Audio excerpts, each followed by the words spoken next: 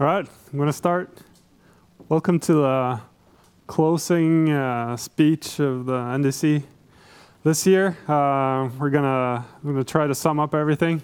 Now, this is the low power cellular for the IoT. I'm going to talk about some interesting new opportunities that are coming along from new technologies that are brought into cellular that come from the low power, low throughput aspects that are needed for cellular connecting everything in the IoT.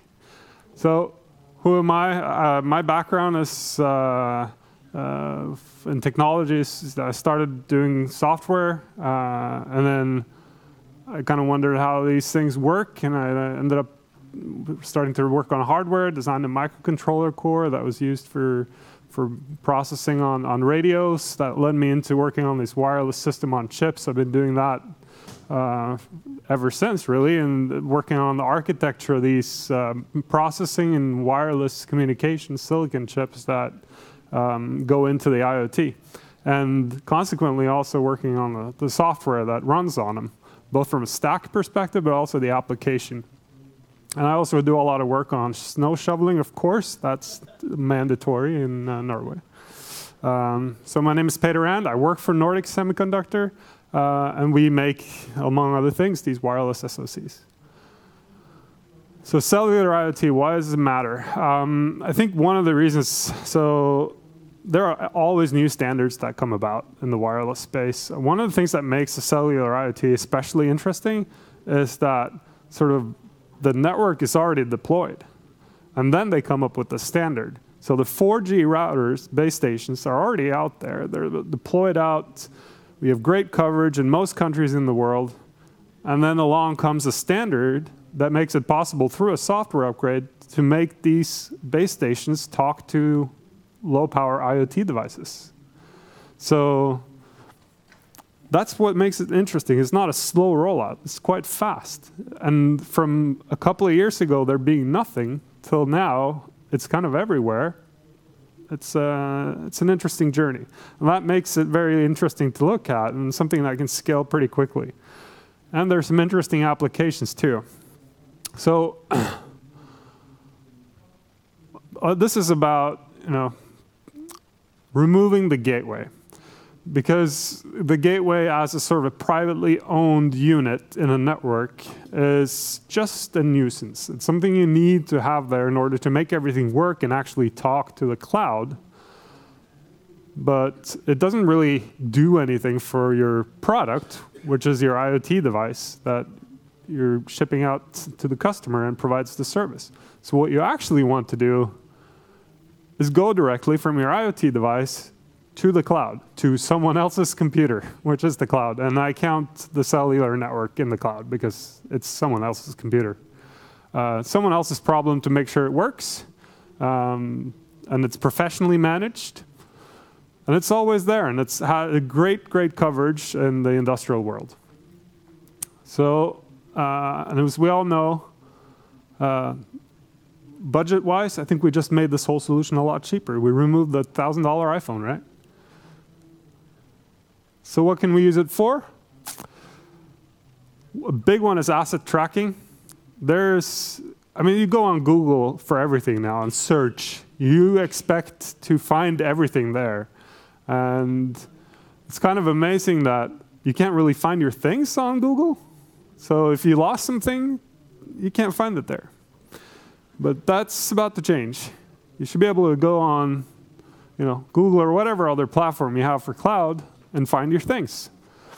And the reason why this is a good fit for asset tracking is because you can get the location, GPS signals coming in to sometimes the same piece of silicon that runs the cellular network.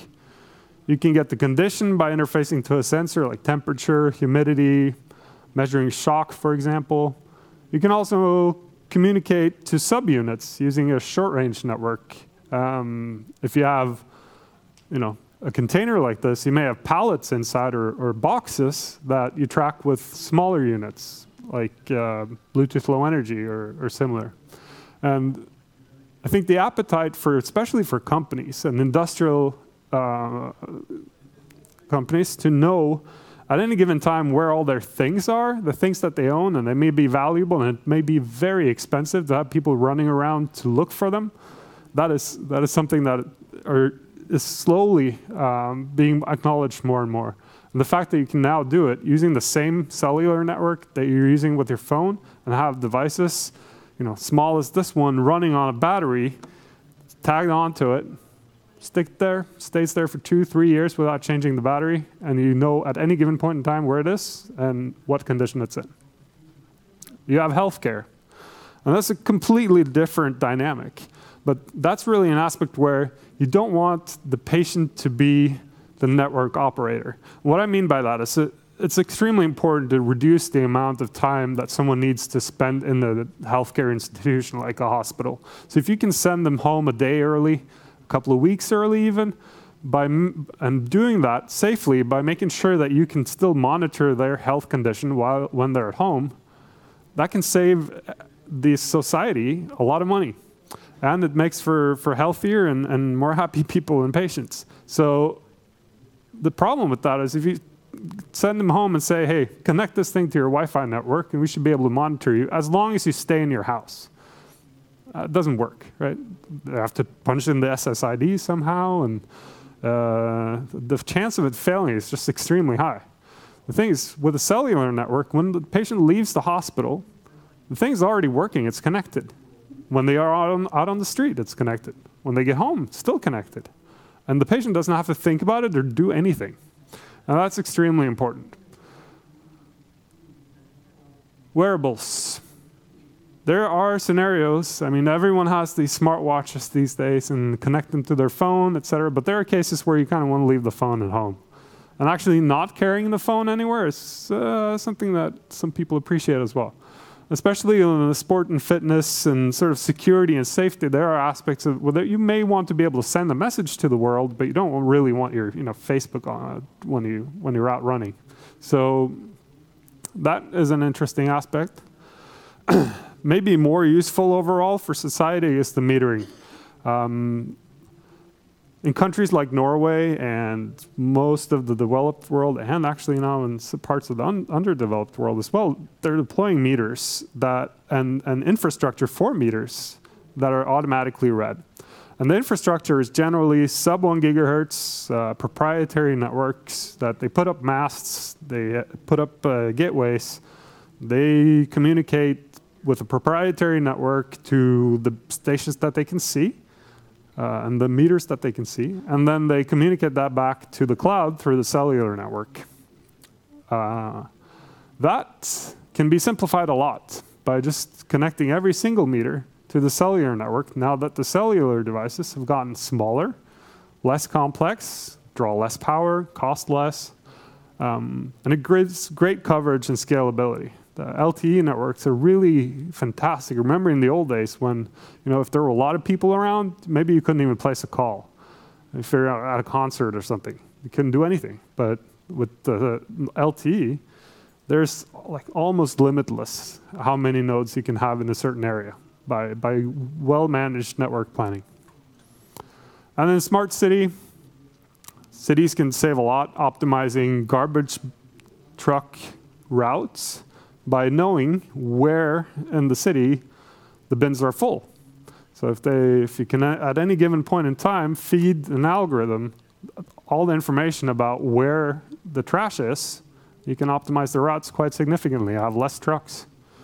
The street lights can be on only when they need to.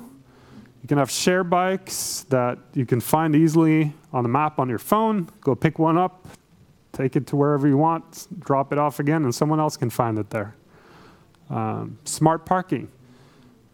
So in the cities, there's a big problem with people driving around the block several times to find a parking spot.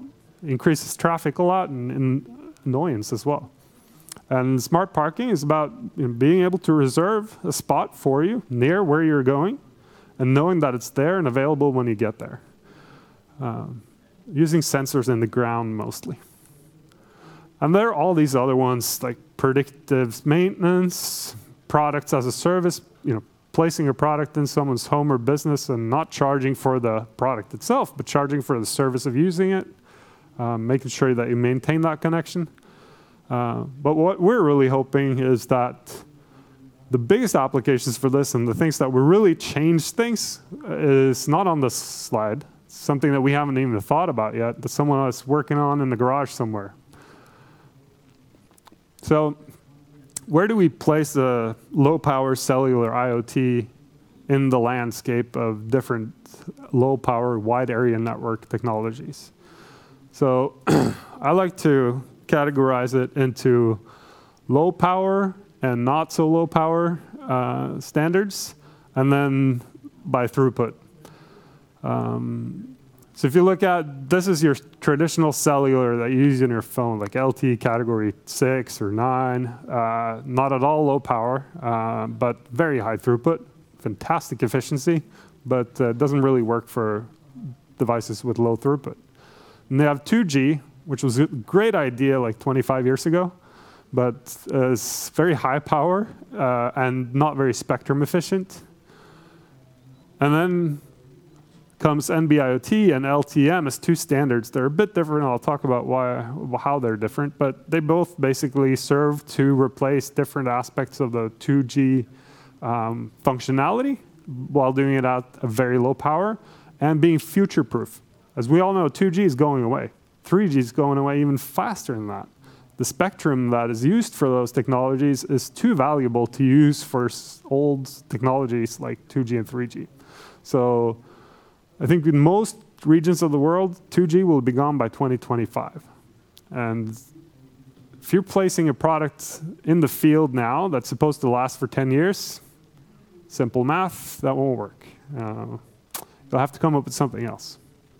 So one alternative is the proprietary low-power wide area networks, like Sigfox and LoRa and some of the other ones that was shown earlier today as well. To compare the two, there's licensed and unlicensed bands. Cellular is in licensed bands, which means the cellular operator paid probably a lot of money to be able to be the only one to operate in that band, which means there's no interference from anything else operating there. And when you then have an advanced protocol like LTE on top to make sure that the individual devices that operate in the network don't step on each other's toes, then you have what is a great scalable solution with good quality of service. Security is built into LTE from day one. We all know the SIM card, right? That's what it is. It's an authentication and encryption piece of hardware that makes sure that when you connect to the network, it knows that it's you. It also knows the secret key, so you can talk without being monitored. And having this security on board means you can connect also directly to your cloud service. So you don't have to go through some intermediate server that someone else owns. You can connect your IoT end device directly to the cloud and use technologies like TLS to secure that end-to-end. I'll talk more about that too.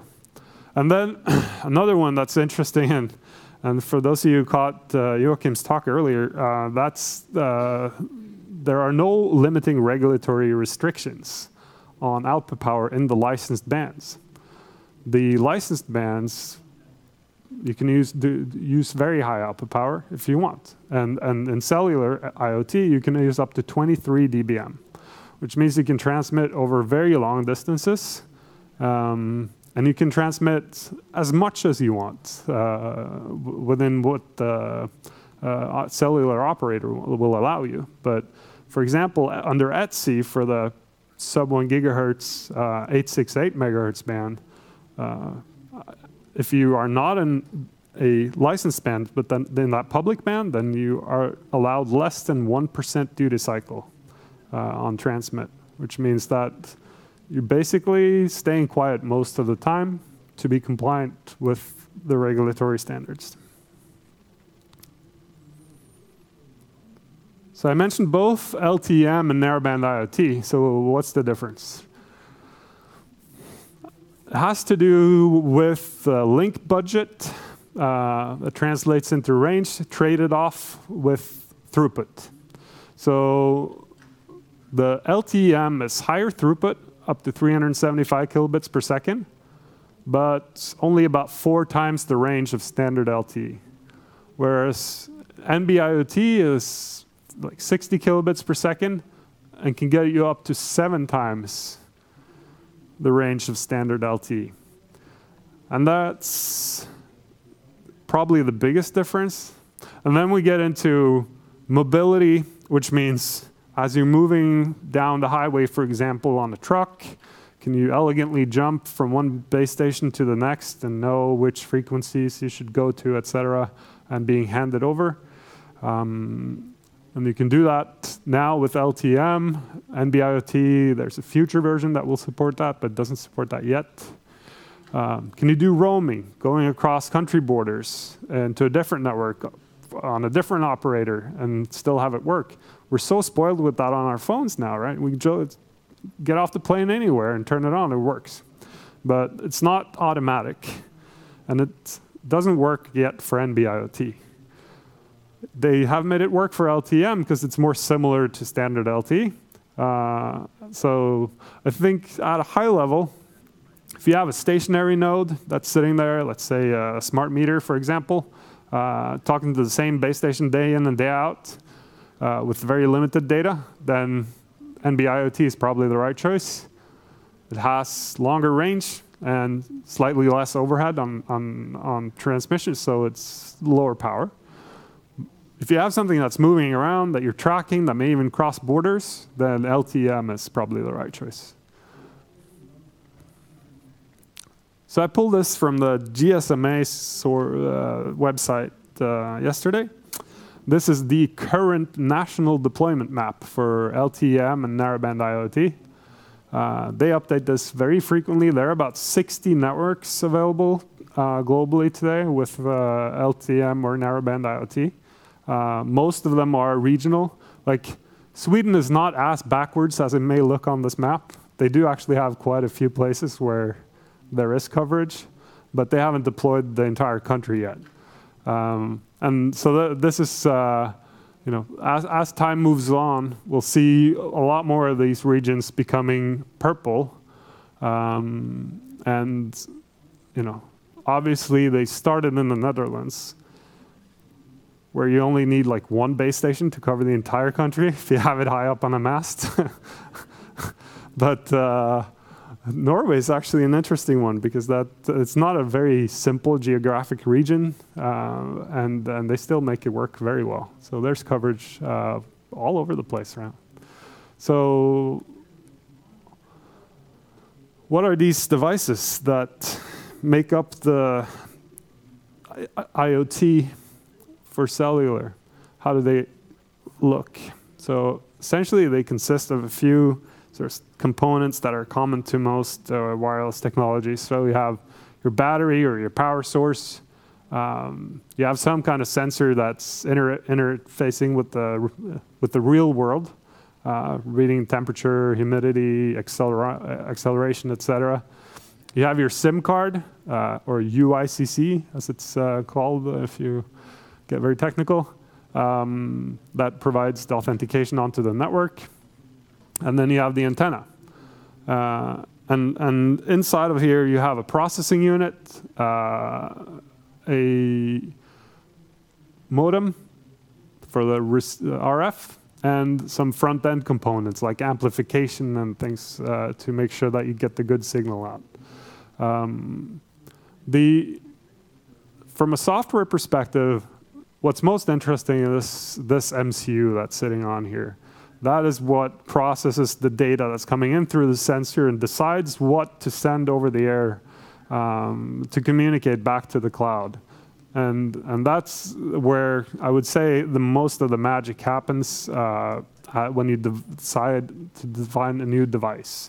If you're making a new product, you'll make some new hardware, sure, but that's not really where the magic happens. It happens in here when you decide what is the device actually supposed to be doing, what kind of data will it send, and how does it process that before it gets sent. From my perspective, working on designing these chips, the real magic happens here in the modem. there are millions of lines of code to make sure that the interaction between different devices in the cellular network is constructive and that they don't step on each other's toes, and you get all the throughput and quality of service that you need. So from an application perspective, what are you looking at? Right? You put your application on top. Your interfaces to the network, you can choose from any of the standard protocols. MQTT is very popular, very simple. CoAP, HTTP, all pretty well known. They use an API, talk to the TCP UDP stack and encrypt with TLS or DTLS as appropriate through IPv4 or IPv6, depending on network support, and then down to the layers of the LTE stack into the physical layer that actually transmits the data to the base station. So in the choice of these application level protocols, you have MQTT, which is an ASCII-based machine-to-machine protocol. It uses a publish-subscribe model, so you can publish to a certain topic or subscribe to the topic and receive the messages. Typically, it runs over TCP and then uses TLS encryption. Now, this is a pretty heavy protocol for a constrained device, which is why they came up with the constrained application protocol as an alternative. And that uses a REST model like HTTP, like get, put, post, delete. It uses a very compressed 4-byte binary header and transmits over UDP, so you don't have the overhead of TCP, and uses DTLS, which is significantly lighter than TLS.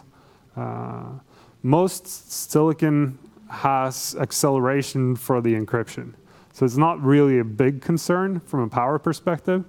This encryption, if you do it sequentially, processing-wise, it can draw a lot of power over time, but most silicon has acceleration that does the encryption in parallel using dedicated hardware blocks. But it still is it adds protocol overhead to use TLS over DTLS. So why not always use CoAP, right? Because MQTT is a lot simpler. And you can put anything in there. Like it's really easy to put like JSON payload into an MQTT packet, for example, and get that directly to the cloud. And it's easy. And TCP gets through all the firewalls, or all at least, compared to UDP, which you can run into trouble sometimes with some of the firewalls. So I guess those are the main considerations there. And then on top of that, you have your tie-in, I would say, with the cellular standard. So with MQTT, generally it's used with LTE-M, and CoAP is generally used with NB-IoT. So when you find reference designs, for example, typically that's what you'll find. But there's no real reason not to. You can mix and match. There's no.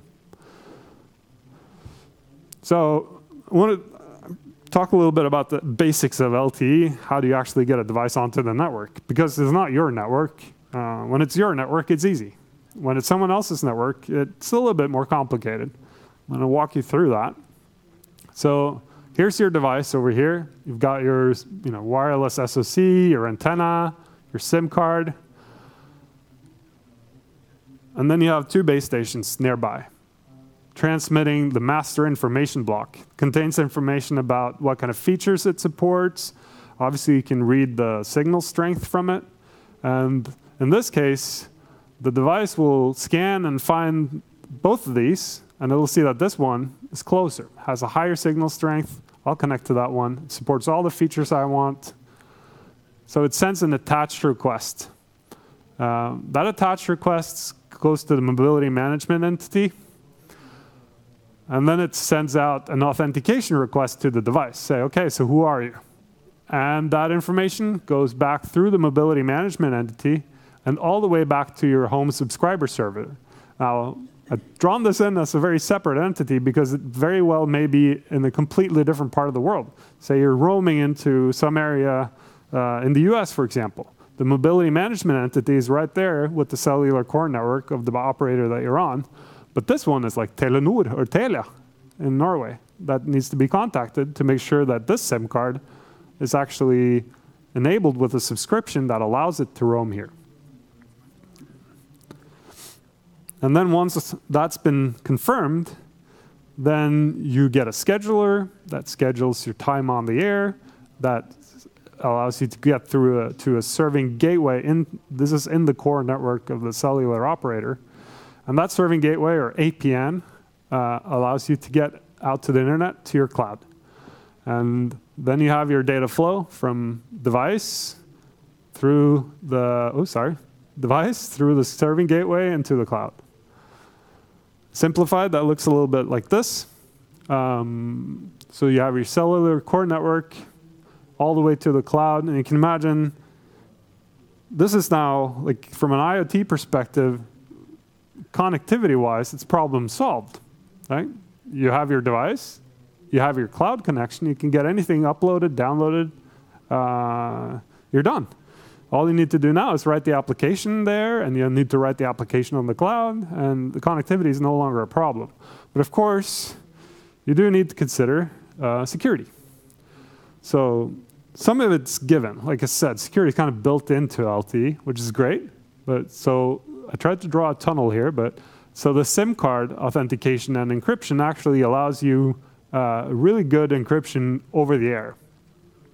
So that gets you into the cellular core network. But you're going to go all the way to the cloud, which means you need another layer of encryption because this stuff's going over the internet. Once you pass through the APN, you're on the World Wide Web, right?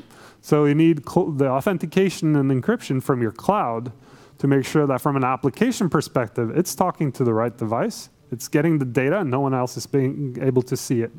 So it needs to be encrypted actually twice. But then, NB-IoT especially, this is a kind of popular model. It is, you have your device.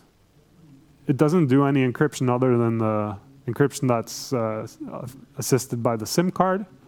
And it talks to a server inside the core network. This may be a SCEF or a different type of server, but it talks to a server that sits inside of the operator's network, behind all the firewalls, right? And then you, from your cloud, you can get a token to go use an API that extracts data from this server inside the cloud. So then you're actually only encrypting your data once, and the encryption to your cloud happens in the second stage when it leaves the core network of the operator. So kind of the problem, I would say, with this model is that right here, this data is unencrypted. And it's your data, but that's not your server. And you can argue that the cloud is always someone else's machine, right? But it's still something that needs to be taken into account. What if you're roaming? What if this is in some operator's network that you don't even trust? So there are potential issues here. But there's a simple model, and then there's this. And this has less overhead. This is why it's popular. And will be the right solution for some, but won't be the right solution for all applications. And then flexibility and upgrades. And this kind of goes for all wireless technologies in the IoT, but especially important to think about when you deploy something in a wide area network. Because of its nature, the units are either far away or mobile, not easy to get to after you actually deployed them. So if you have 10 years of battery life as a goal, when do you find a bug? Probably going to find most of the bugs in the first 6 months. Probably going to have an appetite to fix those bugs and send out a new firmware image. And when will you find the security vulnerability? Hopefully before it becomes a real problem, right? But you may see the vulnerability, may want to fix it, maybe put a new version of the stack into the device. That should be done. And when would you want to upgrade your performance or features? Like if you deploy something and it's not really competitive after a few years and you're providing it as a service, then it's not good to be stuck with the kind of functionality of the device that's in the field. You may do like Tesla is doing. You may sell a car with all the promises of those great features that it's going to have sometime in the future. You sell the hardware, and then you start pushing updates to enable some of the features in the future. So the other aspect is when we're talking about machine learning and adaptive algorithms, and there's a lot of ways where this actually relies on updating the code that runs on the end device. So yeah, you need to use data crunching in the cloud to improve the algorithms, and then you need to push the algorithms back down into the devices so that they can make intelligent local decisions. I'll talk more about that. But basically what we have is a new standard, well, say new, it's a few years old, but from the Open Mobile Alliance, they've designed the LTE-M, runs on top of CoAP, and it has methods for transmitting new signed and encrypted firmware images down to the device. And the signed and encrypted is, of course, very important because you want to be absolutely sure that the device will only accept the firmware image that you want it to have.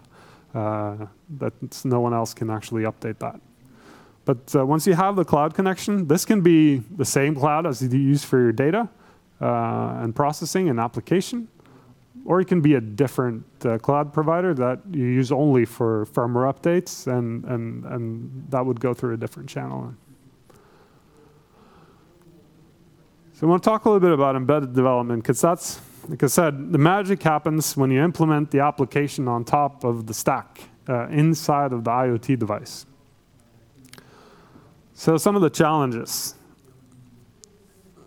compared to computers. The target device doesn't have a screen or a keyboard. How do you debug it? How do you step through the code and understand where it goes wrong? Because it will. It's a big challenge. I'll show that. Restricted data and program memory. These things they don't have more memory than they absolutely need to. And the reason for that is, 1 megabyte of flash to or fro may not mean a whole lot when you're buying a computer. But if you're going to build, 100 million toothbrushes with IoT inside, once you start multiplying that cost of maybe 20 cents for a megabyte of flash, you multiply that by 100 million, and all of a sudden, you are really eager to reduce the amount of flash that you use. And then there's a limited energy source available. Generally, these devices supposedly are mobile and last for a long time, so you can't just waste energy. Everything you need to do needs to be optimized. And you don't have cooling problems like you do in a data center for cloud. You will run out of battery way before you have a cooling problem. So the embedded development, how do you do this? So you write your code on your computer in your favorite editor, use some kind of compiler to compile the code into binary assembly code for the target device that runs the code and the application on the embedded IoT device. And then you use USB to push this into the device through an emulator that translates this into a serial communication that the target understands and is able to receive and program itself. And then once the target is programmed, you can start to run it. And then the emulator locally can halt it, can inspect regions of memory, can get trace data out from program flow, for example, and use that to display it back on the IDE of the PC. So this is how, even if you have no keyboard or screen on your actual end device, you use this little emulator to be able to use your computer as the keyboard and screen for debugging your IoT end device. So edge computing. This is it's one of those topics that gets talked about a lot. But I want to present my view. Other people have different views on this, but feel free to voice your opinion later. But this, the way we see it is radio transfers, sending data actually costs a lot of energy. And when you're in cellular, it doesn't only cost energy, it costs a subscription fee. Like you have a data plan.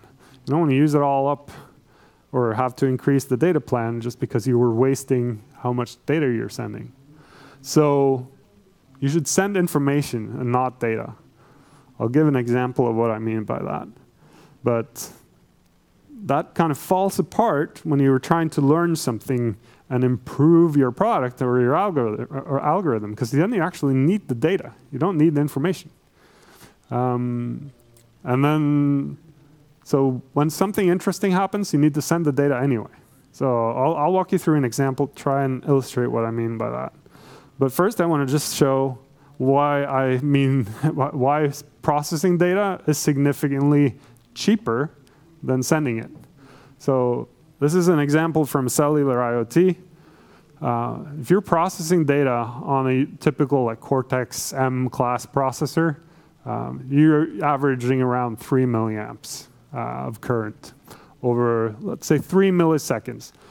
That should be ample time to do some simple processing on a couple of hundred bytes. If you want to transmit the couple of hundred bytes over the air through your cellular networks, instead of processing it locally, you're just sending it to the cloud. Then you're going to average about 150 milliamps over that pretty much same period of time. So this is why it's extremely important to transmit as little as possible, really distill the data down to information in the IoT end device before you start sending it. So here's an example. So I pulled it off of this thing, which has an accelerometer on it. And basically, what we're looking at here is a time graph with the X, Y, and Z axis measuring basically gravity.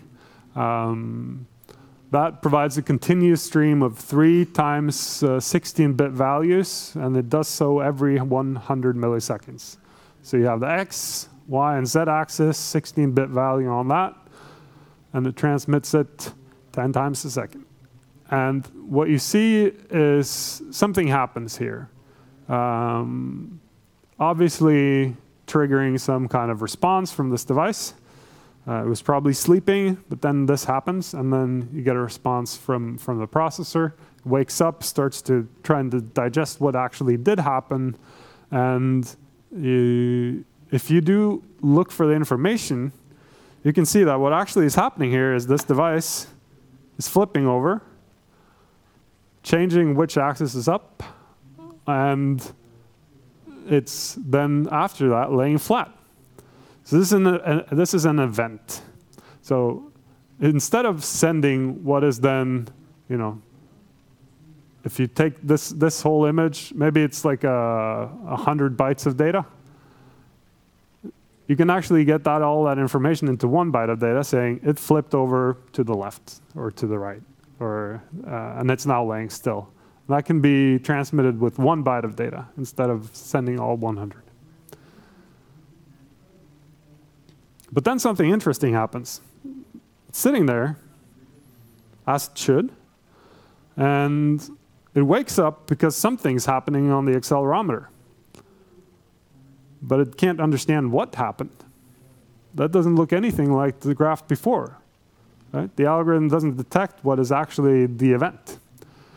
So what do? You send the full data set that you have stored in your buffer, take it, send it to the cloud. You analyze by correlation to other known information that you hopefully have in your cloud. Well, let's say it's sitting on my desk in my office. What you'd probably find if you had access to the access control system is that at the very same time that this peak came out, someone actually opened the door.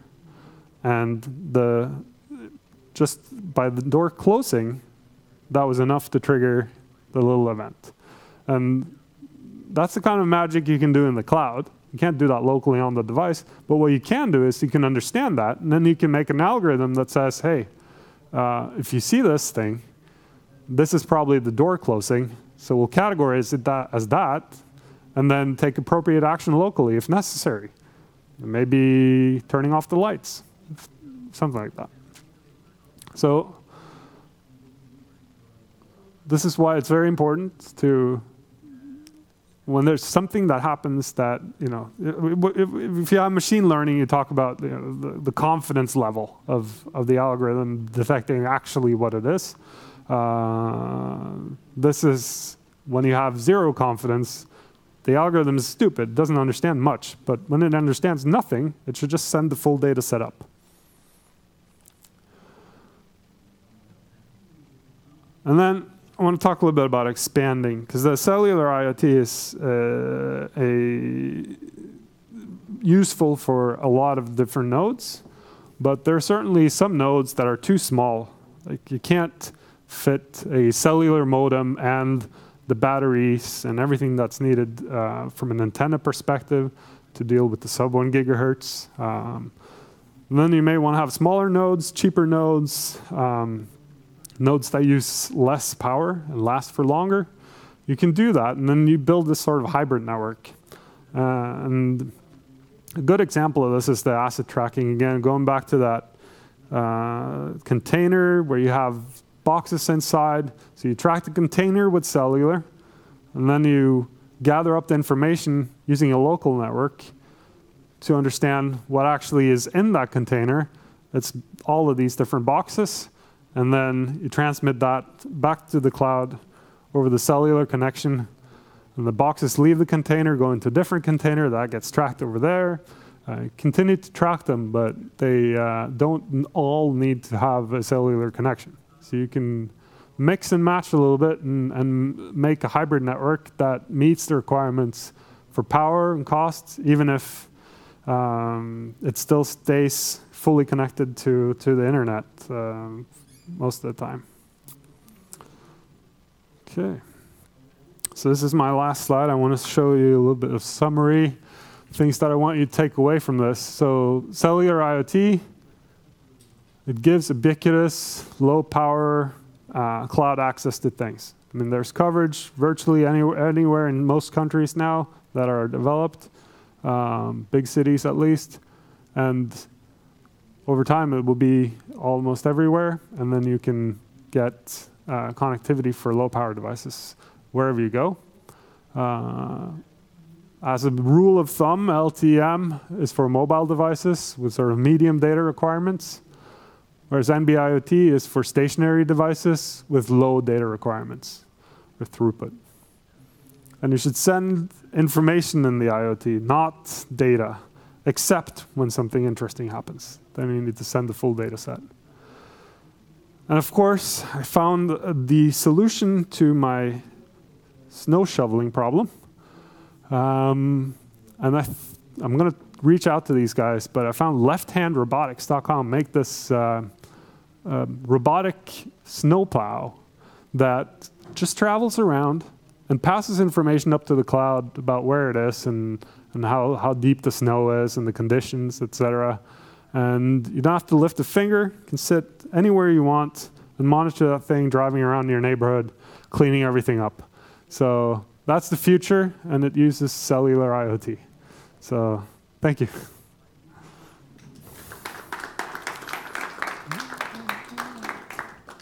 Any questions, or you can just come up.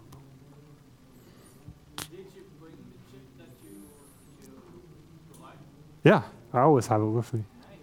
Can you show it? Yeah, it's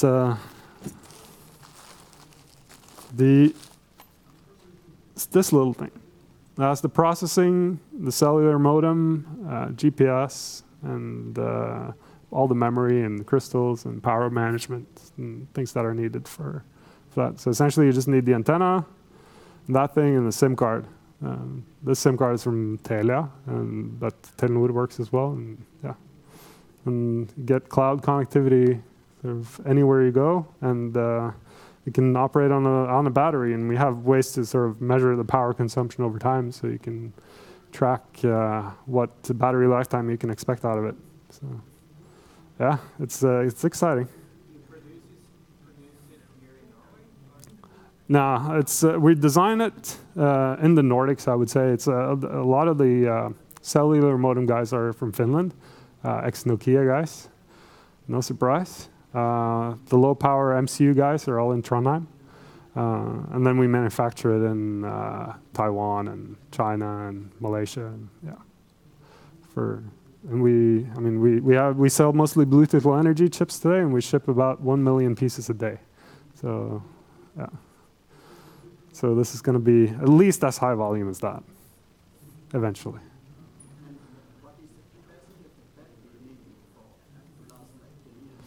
Yeah, so I mean, the 3 lithium-ion batteries there are not picked on random. That's actually a pretty good setup for a cellular node of this type. 3,700 milliamp hours battery for something that sort of just stays connected and doesn't send that much data is very reasonable for 10 years. And it really, again, fully depends on how you do your application. If you decide to send everything up all the time, the battery's going to be gone in a week. Almost doesn't matter which battery you put on it.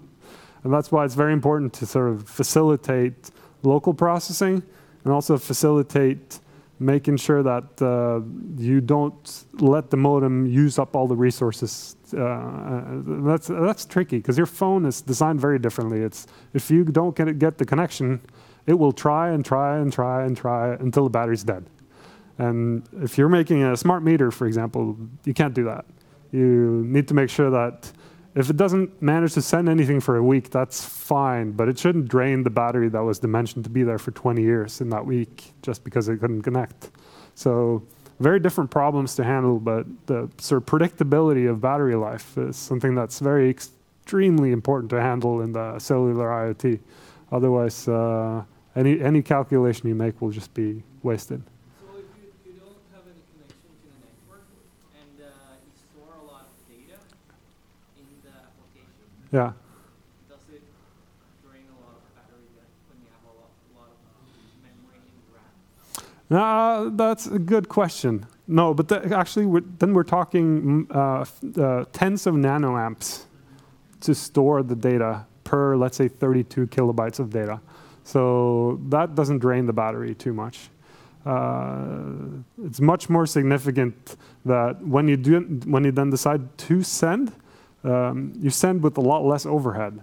For example, in LTE-M, if you send 150 bytes or 10 times 150 bytes, actually it doesn't make that big of a difference.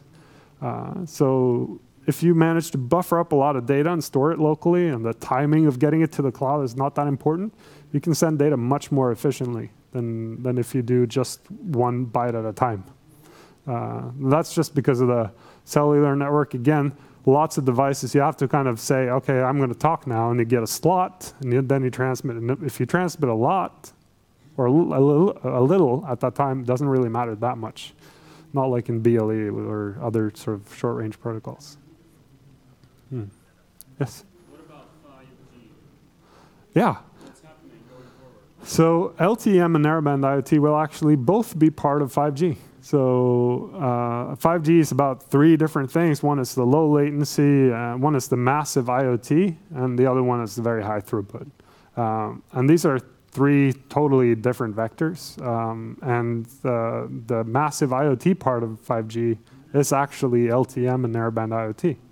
As with any other standard, it's going to evolve, get new features, better performance, and all this stuff. But it's the same standards that are being carried forward, both of them. So not just one. So that was an important decision that was made this year, actually. So if you had to guess, in 5 years, you're using this NWM to do a firmware update of the baseband. What will be kind of the new features in 5 to 10 years? I think there will be a lot around location assistance.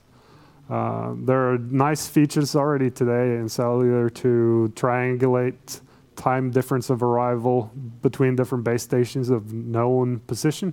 So you can get a rough estimate of where you are, even when you don't have GPS coverage, like indoors.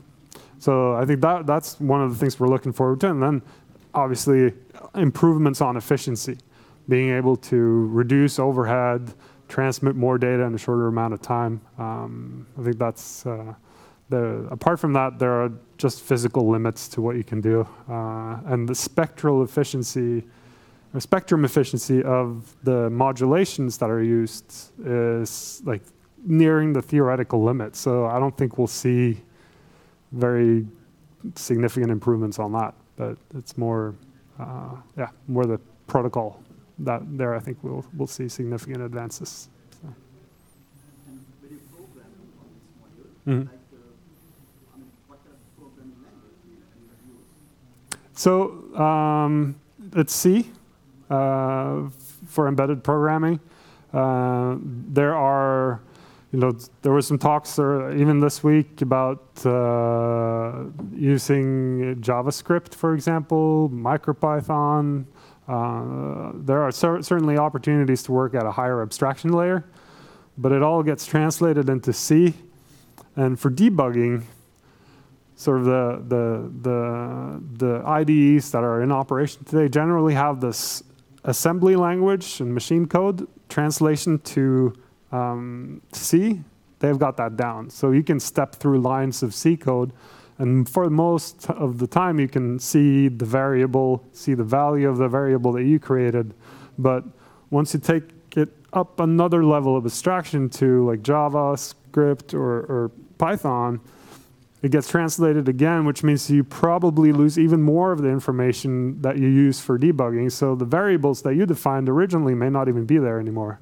And that makes debugging with these higher level abstraction languages significantly different on these embedded devices. So I would expect C is probably for the, let's say, professional developer. I would think plain C is going to be the preferred language for at least another 5 years or so till they got this figured out. What about, like, since we are very concerned about the battery life, Mm.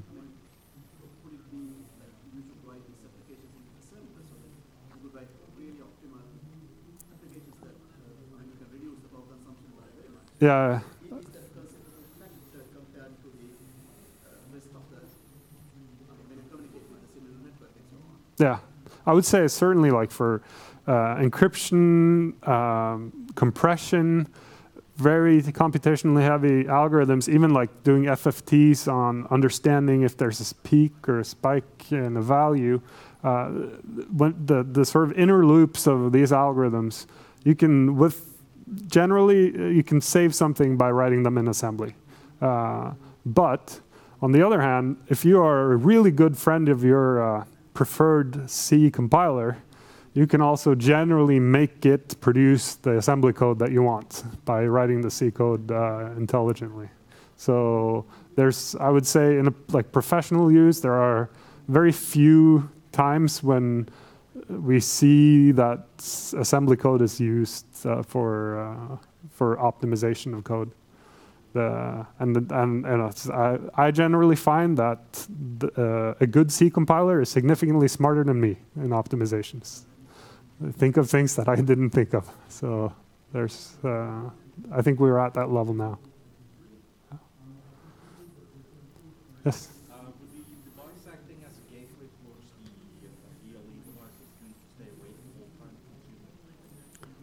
Yeah, that's an excellent question. And that, I think, is because I listed actually 3 different protocols. Bluetooth, Zigbee, and Thread. And there's actually a difference in actually exactly that aspect, because in Bluetooth Low Energy, it doesn't. It has very strict time slots. BLE is a synchronized protocol, so the central in BLE that is sitting on the gateway can actually go to sleep in between events.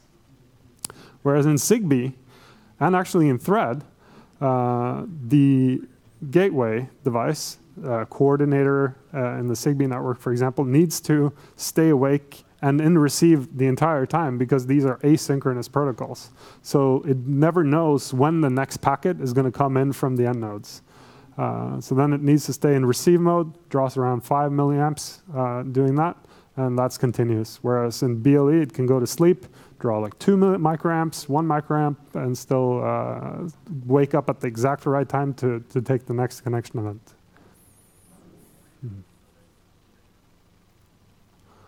Okay, I think we're out of questions. Thank you. Have a great weekend.